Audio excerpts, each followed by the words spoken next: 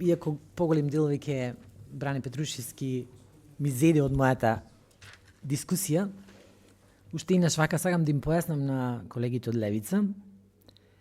Не знам кој збор го потреби колегата кога споменав јас дека 3000 вработени Марик Битола, 3000 семејства, дека манипулирам или како беше, играм на емоции со тоа. Да не, колега, тоа е реална ситуација, како да ви кажам. Нема тука манипулација.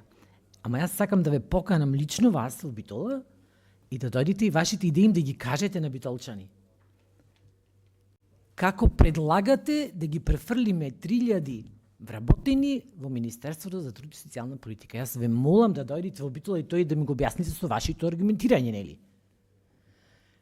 Прво и најважно ни е тоа, а второ, ова што Бране го спомена,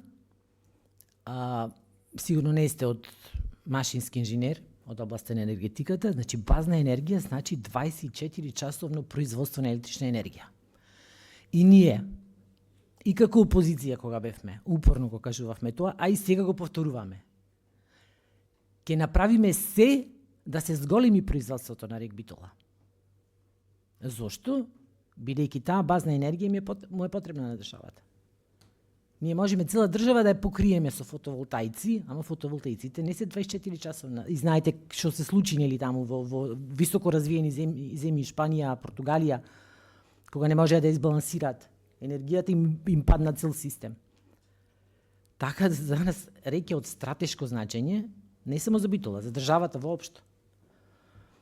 И да не се повторуваме со колегата, бидејќи горе-долу им кажа се за темите кои што сакат да ги отворат Левица, а што апсолутно не кореспондираат со денешните измени на законот.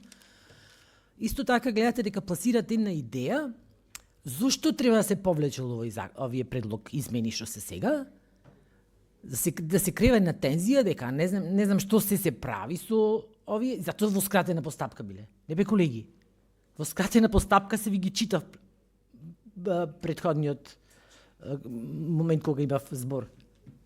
3 измени се практички. Затоа е во скратена постапка. Не нешто да се скрие. Нема ништо тука завера некоја. Еве, сите ваши идеи за завери падне во вода. Нема завера.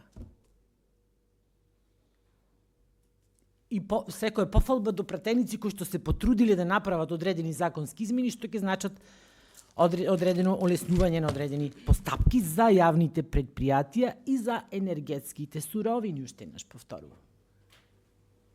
Така да, колега, ве молам да дојдете во Битола и овие ваши идеи така да ги споделите со битолчани. Многу ќе бидат среќни. Благодарам.